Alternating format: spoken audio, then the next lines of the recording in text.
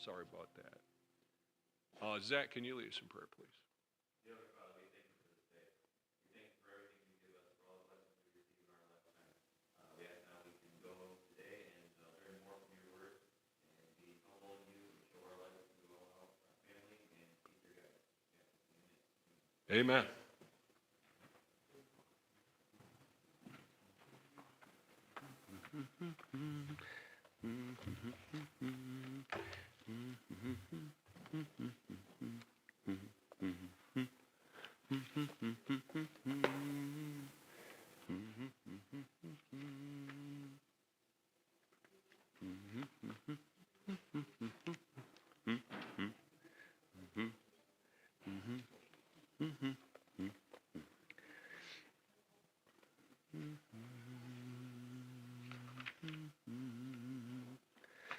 Okay, good morning. We are continuing on the book of 2 Samuel.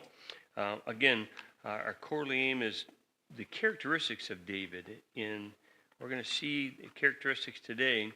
The student will learn the character traits that contributed to David's reputation as a man after God's own heart. Today is David's great grief, the loss of his second son, Absalom. So we're seeing these characteristics of David, and we realize that he's like us, or we're like him, are we not? We can have that heart to serve God, but we're still in this flesh, and we still falter, and we still fail. But as we see many times in characters in the life of David, one thing that sets David apart many times is he does what? He goes back to the Lord. He seeks the Lord's guidance. He seeks the Lord's forgiveness. He seeks the Lord's direction. And his will is to do the will of the Father. We're going to see that again here today, even with his own son. How great can it be for a parent to lose a child, regardless of any age? The circumstances that have plagued David's family since he had sinned and God was distraught with his life, but he didn't cast him away. He didn't deny him the promise that he had given him, that through his lineage, through him would come the Savior. But still, we see the character traits that David had developed that can be applied to our life today, that we can use, that we can rely upon, that we can be assured of who David trusted in and the promises that God gave him as the same promises that he gives to us today as his children. It says, application, the student will learn that God supplies his greatest grace during one's deepest grief. His greatest grace is there in our deepest time of need, but it's always there continuously.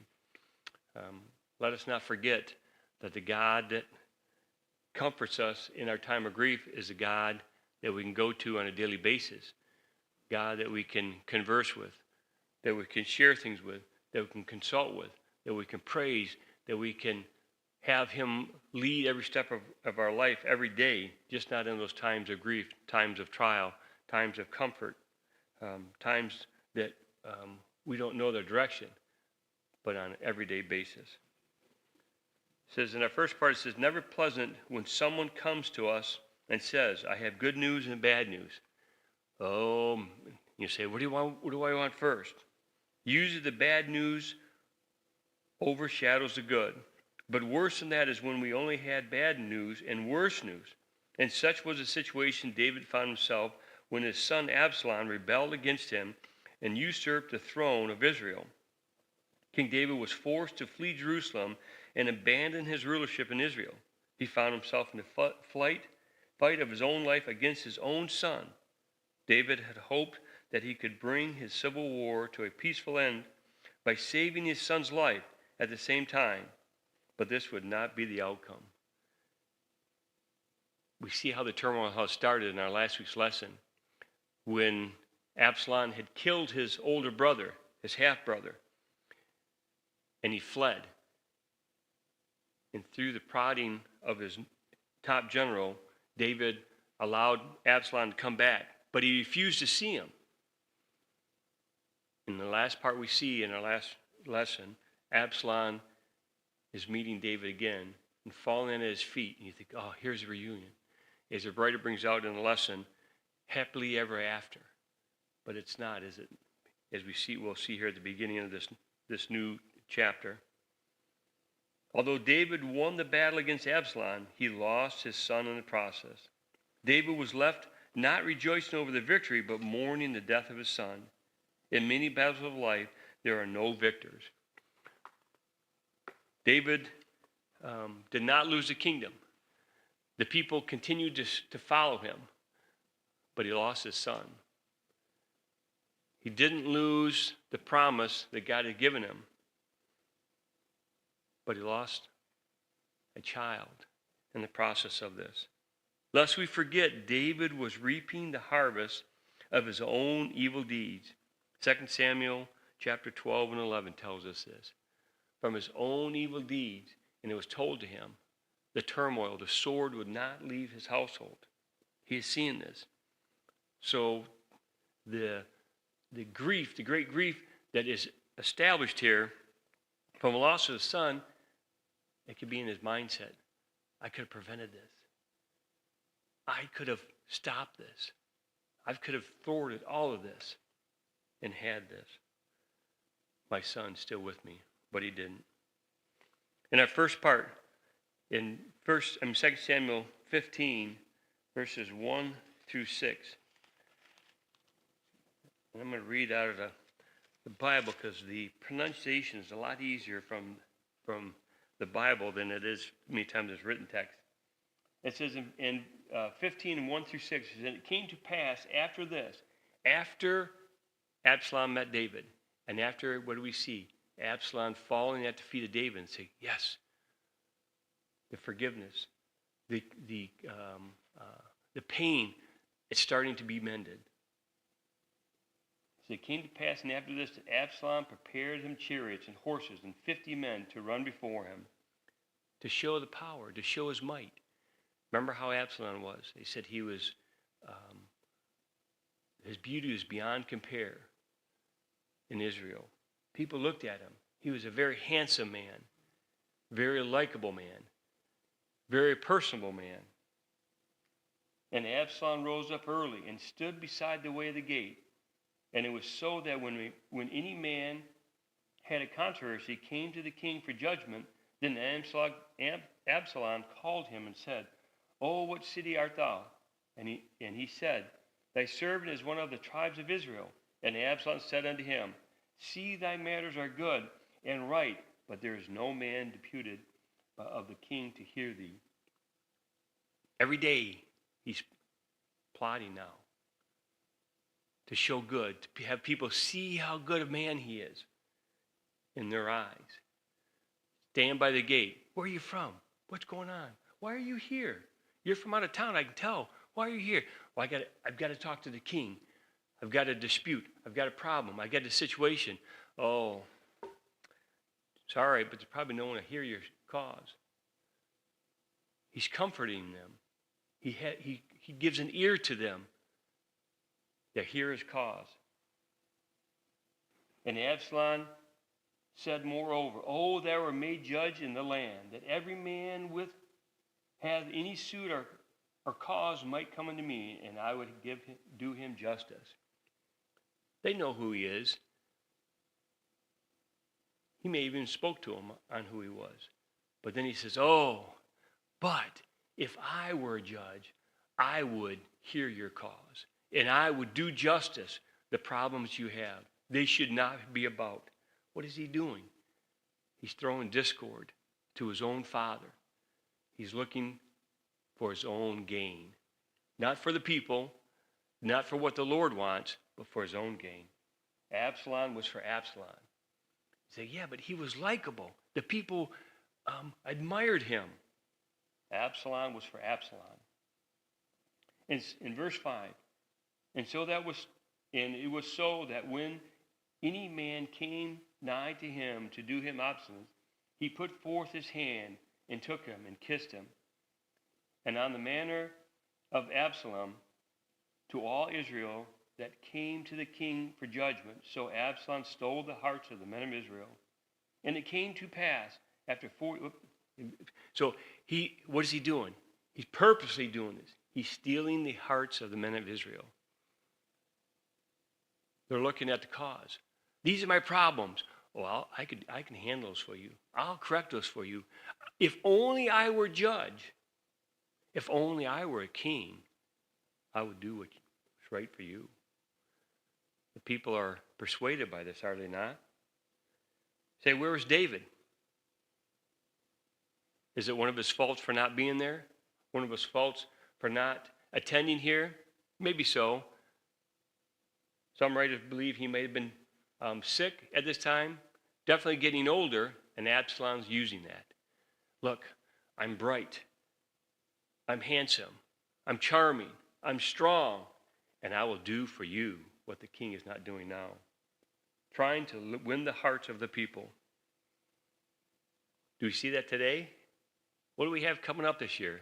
Already speaking of great elections all across the land, and we see these. Oh, if I were your official, I would take care of you. Now, I may be exaggerating a little bit, but we see that, do we not? Man continually does this. Think back when David was made king. He says, God, what should I do for your people? Who am I that I should lead your people? Absalom, if I were your leader, I would do this. No thought of God in this. If you scheme to accomplish your goals, then your goals are misplaced. Are we seeing scheming here in Absalom? He's thinking, man, David needs to take him, regardless how old he is, put him over his knee, and knock some sense into him. But Absalom knows what he's doing. First and foremost, he had not been chosen by God to be king. The oldest is gone. Why? Because he murdered him. So he's thinking, well, I'm next in line. The king has let me back into Jerusalem. I can have the throne. And it's probably mine. But I don't want to wait. I want it. So Absalom was not only deceiving the people of Israel in his efforts to become king, but also defying the commands of the Lord. It wasn't in God's plan. Just as when Samuel went to Jesse, do you have any sons? Oh, yes. Let all his sons through. Which son was chosen? The small, skinny, unappealing servant that was attending the sheep, David. Absalom used flattery and politicking to steal the hearts of people. As I said, we see this continually in a time of elections. Absalom claimed that David was neglecting his kingly responsibilities, and he may have been. But many times, if it's stopped ahead of time, the individual may not know. Here, read this, and don't read anything else, but read this, or watch this clip. Well, this is the true news. Absalom didn't give him the opportunity. He could be sure he would be sure to bring justice to those he had wronged. Oh, that I were made judge in the land, that every man which has a suit or cause might come to me, and I would do him justice. Whose justice? His own justice. Not the justice what God has set down, but his own. Absalom worked the polls, greeting people at Jerusalem's gate. Continually, he rose up early. He had a plan. It was his desire to have power. Absalom was good looking. 2 Samuel 14:25 tells us this. Charming, manipulative, and a dangerous combination that we see all too often in our world today. Surely that man carries himself well. He's wealthy. He's got to have smarts in order to get that wealth. He's got to be right. Think about when he came through there. 50 men running in front of his chariots. to proclaim, here comes Absalom. You got to listen to what he says. He's a just man. We must be careful. Those who seek to win us to their side for personal advantage are no leaders to follow. Surely if I was judge and you'd follow me, I would do everything for you, and everything would be fine. Far greater than what this king is doing for you now. We have been warned that the Antichrist will come with lies and deception, seek to take over the world. We know of this, and we see of this, yet many people will fall victim of what the Antichrist has. The writer says here, O Lord, give us wisdom to see through the facade of those who lead us away from you. Surely I can do better than the king. And when we read this of Absalom, regardless if it's his son or not, say, oh man, I'd like to give him one upside the head. But yet David still loves his son. Just as we, as parents, grandparents, maybe have a child that has gone astray or different thoughts than we have, and you like to give them one for upside the head, but you still love them, and you still care for them. David had this desire. And our second part, David's flight. 2 Samuel 15, 13 through 18. And there came a messenger to David, saying, the hearts of the men of Israel are after Absalom. Absalom builds and builds and builds. He goes to Hebron, takes an army there, and he prepares to invade Jerusalem, to take back the throne. Again, custom has it, the oldest son will inherit the throne. Had to let time go by, it may have been that way. Again, what was God's intent? So he's going to speed up the process. He gets a following, and I'm going to invade Jerusalem. In verse 13, the messengers tell us this. And David said unto all his servants that were with him at Jerusalem, arise, let us flee, for we shall not else escape from Absalom. Make speed to depart, lest he overtake us suddenly and bring evil upon us. Because it said at this point, man, what kind of king is this? He's leaving. Oh, sorry, you're on your own. And all the things that David had done. Look at the end of this. Bring evil upon us and smite the city with the edge of the sword. He's still thinking about his people. He's still thinking about God's people. Tells his servants, let's get out of this city. Absalom's coming.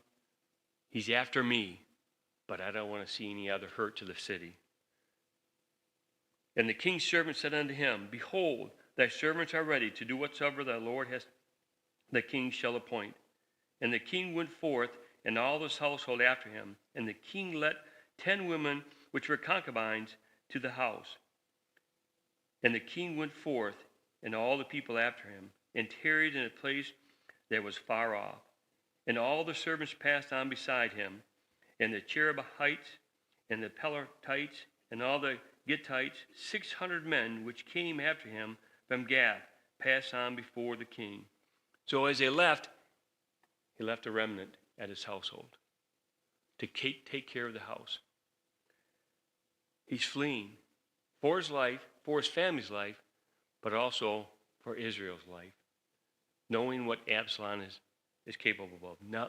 Now seeing where the hearts have turned amongst their own people, he flees.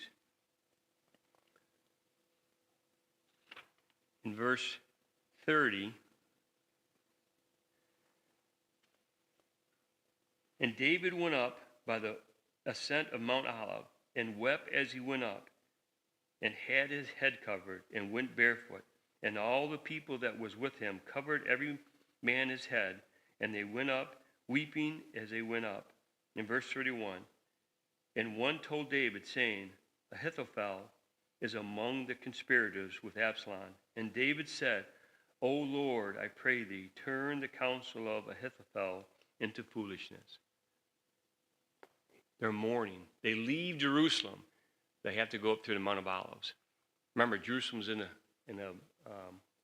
from this point, they're going up. So to be able to see Jerusalem as they go back down, as they look back down towards it. But they're covered. He's covered his head in distress, in grief, in anguish, in guilt, possibly, knowing that this is because of his sins. But also, he shows humility by taking his shoes off. Those that followed him had done the same thing by covering their heads. It shows humbleness, but it also shows this is something I could have averted when they went out of here. Verse 31 tells us of one of his own counselors that sided with his son. But what does he do? He says, oh, I hope he gets his own. Vengeance is whose? Vengeance is mine. And he gives this to the Lord. O Lord, I pray thee, turn the counsel of Ahithophel into foolishness, seeking God continually. The news came to David that Absalom had proclaimed himself king in Hebron, and he had a large following. David knew Absalom would come for his life. Therefore, he gathered his family and men and fled Jerusalem. He knew he'd come for his life. He knew his dad was a warrior, a soldier, and there would be a battle. And David didn't want the people of Jerusalem involved in this. Regardless of where their hearts were at, he had responsibility to God to protect these people. David went out into the wilderness and to wait to see what the Lord might do with him as they left, again, through the Mount of Olives. And they got to the top and looked back and wept at the city of what God had blessed him with, of what God had promised him with, but also what he had failed God to do in the sins of his life. He did not fight or complain against his circumstances in the situation that has come here. He departed. But he humbly submitted to God's will in hopes that the Lord would provide mercy and grace in his time of need. We see this in 2 Samuel 15, 25, and 26. Let me read those in 25 and 26. And the king said unto Zadok, carry back the ark of God into the city. Zadok, as they leave, they get the Ark of the Covenant. Remember all the effort and the joy and the worshiping that was taking place when they brought the ark into Jerusalem, how the people rejoiced of this. Zadok, when the high priest brings it out. If the king's going, we're taking it with us. In verse 25. And he said to the king, and the king said unto Zadok, carry back the ark into the city. If I shall find favor in the eyes of the Lord, he will bring me again. Again, David's doing what? David's seeking God's will. If he finds favor in me, he'll bring me back to the ark. And show me both it and its habitation. But if he thus say, I have no delight in thee, behold, here am I. Let him do to me as he seemeth good unto him. David was committed to God's will, regardless of what he had. But he said, look, that ark stays there. The Lord's in charge. The Lord's in command. Don't bring that to follow us. If it's the Lord's will, I'll be back serving and worshiping the ark in Jerusalem. David fled Jerusalem, a broken-hearted father. As he ascended the Mount of Olives, weeping in 2 Samuel 15:30, thinking of his own sins that brought about this terrible ordeal. Thinking about, again, what had caused this. His own son. From my life, the sins I've committed. Nonetheless, we know that David was heavily grieved, and we know he turned to the Lord. Even in this torment, his own son was after him to try to kill him, to take over the throne. he turned to the Lord. Lord, you know, this is my son. I love him. I don't want to see him perish. But what your will be done. If it will be your will, you'll have me back in Jerusalem. If it be your will, my son will live. When faced with overwhelming troubles, David cried out to the Lord for help. We see this in many of the Psalms he wrote. Many of the Psalms, several of the Psalms he wrote concerning this, about his counsel leaving him, about people fleeing from him, about people after him. 2 Samuel 15:32 tells us that when David came to the top of the Mount of Olives, he worshiped God. Do we worship God amongst our troubles? And let's not think that, okay, everything's good and fine with me. Got a good family. My kids are not at this point to where they want to kill me. So I'm good. I don't need to converse with the Lord. I don't need to serve the Lord. Let's not only worship God in time of trouble. Let's worship him continually. But do we worship God in the midst of our troubles? As God was with David during the troubles, so we can also trust that God will be present with us in our troubles.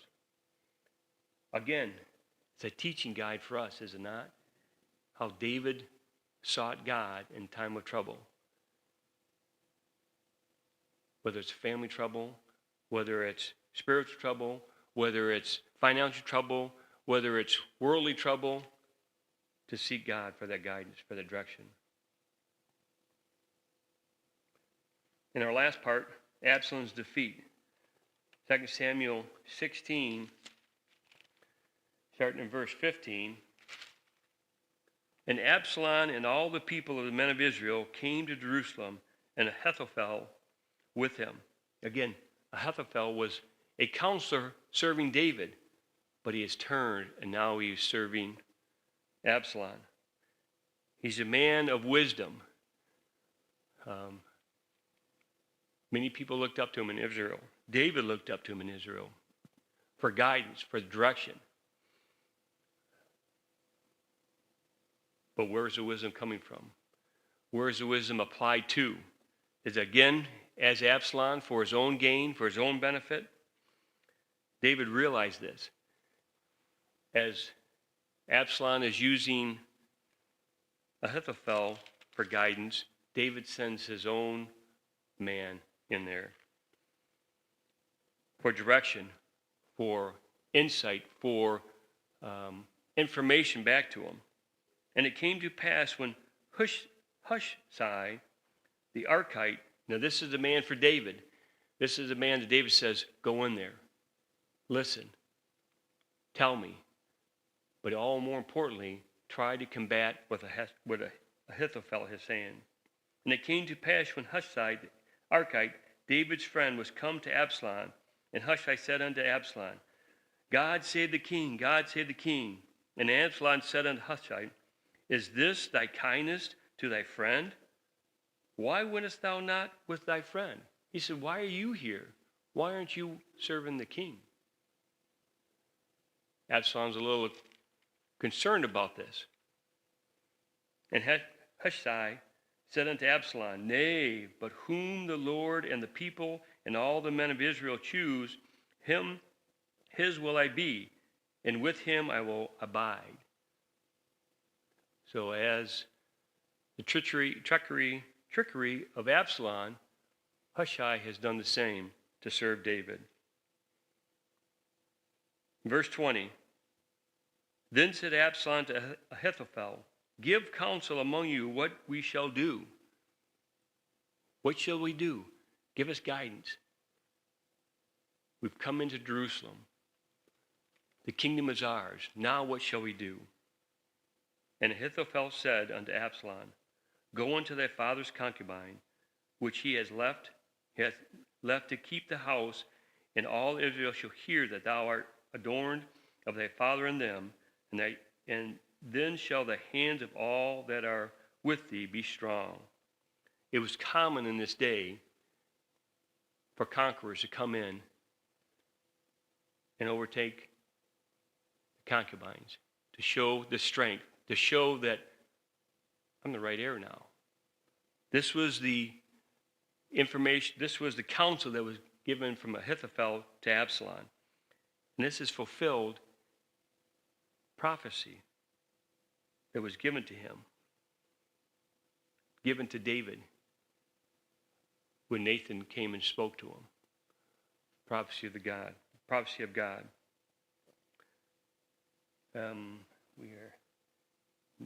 Go with me to chapter 18 and verse 14.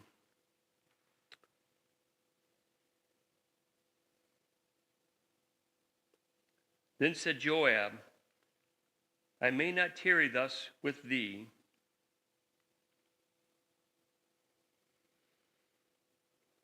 and he took 3 darts in the hand and thrust them through the heart of Absalom while he was yet alive in the midst of the oak. And 10 young men that were bare Joab's armor compassed about and smote Absalom and slew him. So we have Absalom coming into the city of Jerusalem. He seeks counsel from an ungodly man to fulfill the prophecy that was given to David of how another man would ravish his own wives, these 10 concubines. In doing so, it set the course for Absalom for power. And he thinks he can conquer his father now. Not there. And in verse 32, and the king said unto Cushai, is the young man Absalom safe? Okay, now, we're covering a lot of ground here. So when Absalom is in Jerusalem, he seeks counsel from Ahithophel again. And Ahithophel says, we should seek after David immediately and overtake him quickly.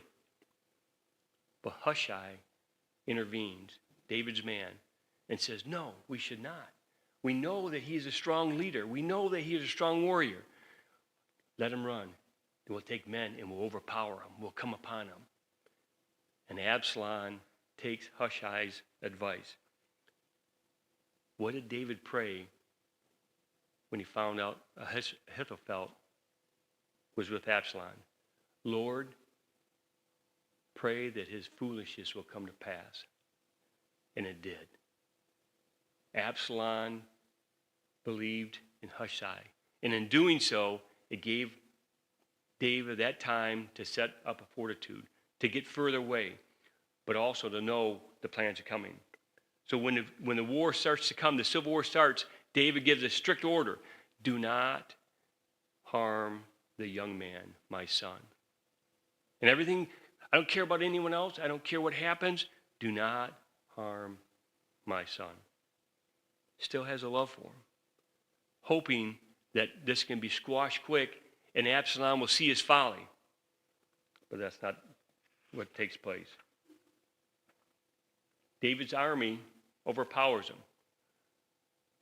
Experienced army, strong men, they overpower Absalom's army. And as Absalom flees, he's caught in a crotch of a tree. He's hung there, can't get down, and they find him. Perfect. We can take him down and take him to the king. Joab says, not to be so. Joab is David's general. And does what? Kills him. Kills him while he hangs there.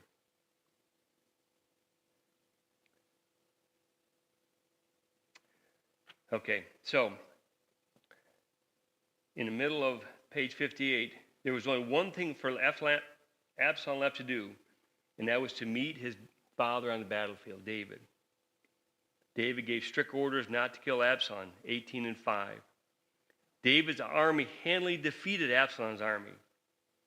Remember, David was a mighty warrior before he was king. But David continually sought after the Lord for guidance. But the Lord was on David's side, and if God before us, who can be against us? Romans 8:31. And when I read this, I thought about what the pastor continually uses.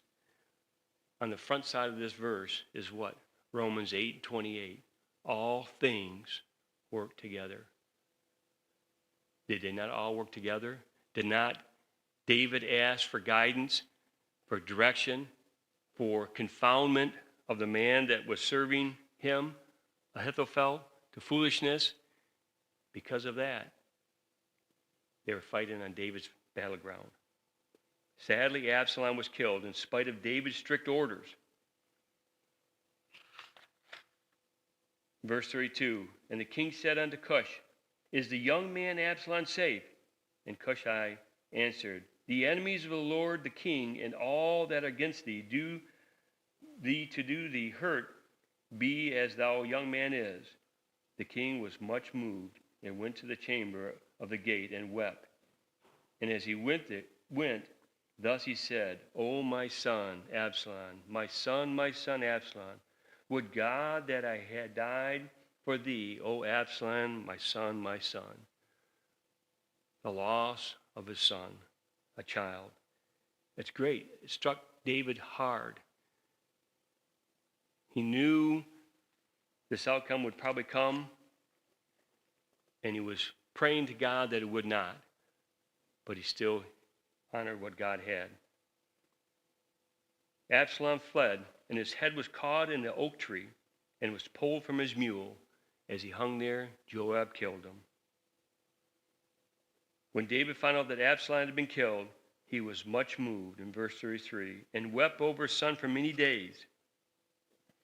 It is bad enough to suffer loss, but to suffer loss for your own making makes it all the more worse, all the more bitter.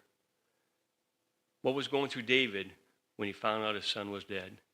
Was this the cause for my sins? Was this the cause for what I had done? When David allowed Absalom to come back into Jerusalem, and Absalom bowed at his feet, things could have changed at that point, could they not? But where was Absalom's heart?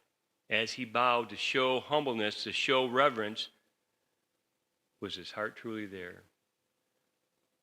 Many times we can share the gospel with somebody, continually ask questions, compassion, kindness, but where is their heart? David continually sought this, but where was Absalom's heart? So setting the application, only in storybooks do we have happily ever after. Most of the time, the endings of conflict are not without grief and loss. Maybe you have felt grief of losing a child or suffered from family conflicts. Maybe you have suffered from divorce or church splits. Our world never lacks in trouble. Our world never lacks in trouble. As David seen from the sin from his life, how it would affect his family. Do we not see the sins of Adam's life that have affected you and I today, that have affected the whole world? The world never lacks in trouble. Some of them are for our own making, and some are caused by others. Either way, they are troubles that cause us to hurt. But the good news is that the righteous cry, and the Lord heareth and delivereth them out of the troubles. Psalms 34:17. The only righteousness we can have is that given to us in salvation through Jesus Christ. 2 Corinthians 5:21. So we do live in this world. We do have the opportunity to serve God, just as Absalom did. We do have the opportunity to do what's right in our own heart, as Absalom did. But as a child of God, let's look to David and the character that he had established in serving God, knowing that he had faltered, knowing that he failed, yet he still continued to serve God. And as we see when he come to the top of Mount of Olives, and he said, if it's the Lord's will I go back to Jerusalem, so be it. Yes, we falter and yes, we fail. But 1 John tells us, 1:9, we have that advocate, faithful and just to forgive us.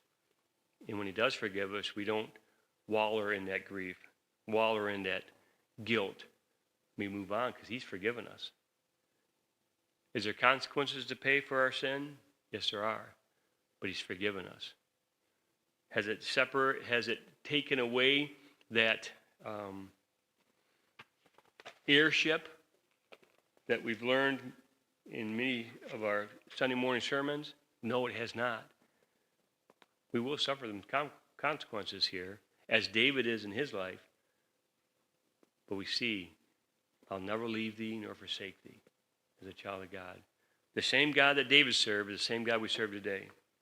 So let's, as we continue through the book of 2 Samuel, again, learn from David, but not only say, oh, that's a great lesson. That's great history. But learn from him and say, let us not fall into that same, or let us develop that character trait that David has had out there. Questions or comments on this lesson? Okay. Lord, as we come to the close of this lesson, we are so thankful, Lord, we are able to study your word, Lord, learn from it. But more importantly, Lord, we pray that we can, as we do learn, apply it to our life, Lord, and to serve you more fully, Lord, but also to realize that we do sin. We can come to you, Lord, for forgiveness. We can come to you for that comfort, Lord, for that direction. Help us, Lord, always look towards you for the guidance we need, Lord, for the direction, for the forgiveness of sin. Help us look toward you, Lord, that we can bring honor and glory to you, to worship, to be that example to those we come in contact with, Lord, that we can renew bonds that we have maybe faltered in the past with, Lord, to bring honor and glory to you, Lord, and to the one that we may have contention with, Lord, that they would see the need to serve you continually also. Would you pray, Lord, to be with those who be traveling in today? We thank you again for allowing us to serve you in this community. We ask things in your name. Amen.